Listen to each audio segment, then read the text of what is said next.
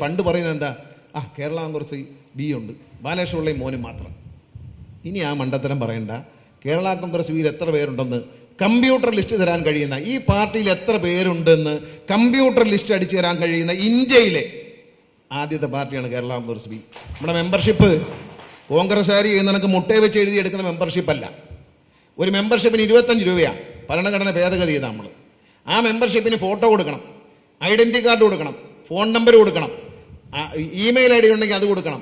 ഇതെല്ലാം കൊടുത്താലേ, നിങ്ങളുടെ ബ്ലഡ് ഗ്രൂപ്പ് വരെ കൊടുത്താലേ പാർട്ടിയിൽ മെമ്പർഷിപ്പ് കൊടുക്കുക. അങ്ങനെ മെമ്പർഷിപ്പ് എടുത്തവരാണ് ഇന്ന് ഈ പാർട്ടിയിലുള്ളത്.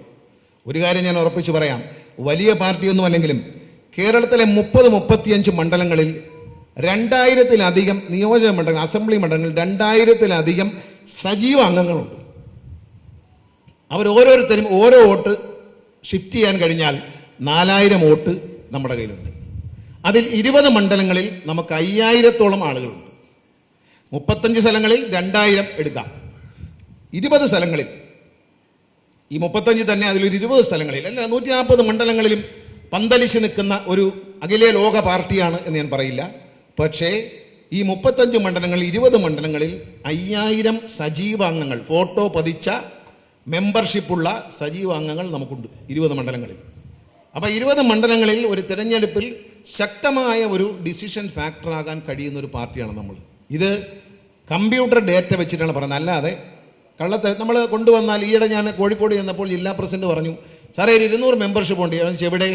കയ്യിലിരിപ്പുണ്ട്. അമ്മ ഞാൻ അത് കയ്യിലിരുന്നോട്ടെ, പാർട്ടി ഓഫീസിൽ കൊടുത്ത് കമ്പ്യൂട്ടറിൽ എൻട്രി ചെയ്താൽ മാത്രമേ അത് മെമ്പർഷിപ്പായി മാറുള്ളൂ, അല്ലാതെ കയ്യിലിരുന്ന മെമ്പർഷിപ്പ് ആവില്ല. അതിൻ്റെ പണമടച്ച് അതിൻ്റെ രസീത് വാങ്ങി അത് കമ്പ്യൂട്ടറിൽ ഫീഡ് ചെയ്ത് കഴിയുമ്പോൾ മാത്രമേ ആൾ മെമ്പർ ആവുന്നുള്ളൂ ഇതിനകത്ത്. അപ്പോൾ എത്ര മെമ്പറുണ്ട്, അവരെ ഫോട്ടോ പതിച്ച ഐഡൻറ്റി കാർഡ് കൊടുക്കുന്ന പാർട്ടി നമ്മൾ മാത്രമേ ഉള്ളൂ. തെരഞ്ഞെടുപ്പ് കമ്മീഷൻ കൊടുക്കുന്നതിന് സമാനമായ ഇലക്ഷൻ വോട്ടേഴ്സ് ലിസ്റ്റ് നമുക്ക് ഓരോ വാർഡിലും കൊടുക്കാൻ കഴിയും.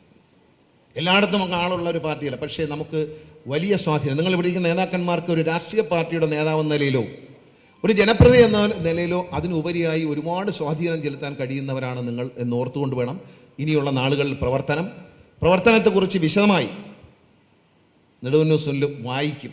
ഞാനുമായിട്ട് ആലോചിച്ചൊരു ചാർട്ട് തയ്യാറാക്കുന്നുണ്ട്. അതിൽ ഒരു കാര്യം മാത്രമേ ഞാൻ പറഞ്ഞു, സംസ്ഥാന നേതാവില്ല, എല്ലാവരും ബൂത്ത് തലത്തിലെ നേതാക്കന്മാർ. ഞാനടക്കം ബൂത്ത് തലത്തിലാണ്. ഞാൻ താമസിക്കുന്ന മഞ്ചള്ളൂർ ബൂത്തിലെ LDF സ്ഥാനാർത്ഥിയുടെ ഭൂരിപക്ഷം എനിക്ക് അഭിമാനിക്കാൻ കഴിയുന്നതായിരിക്കണം എന്ന നിലയിലാണ് നമ്മൾ മുന്നോട്ട് പോകുന്നത്.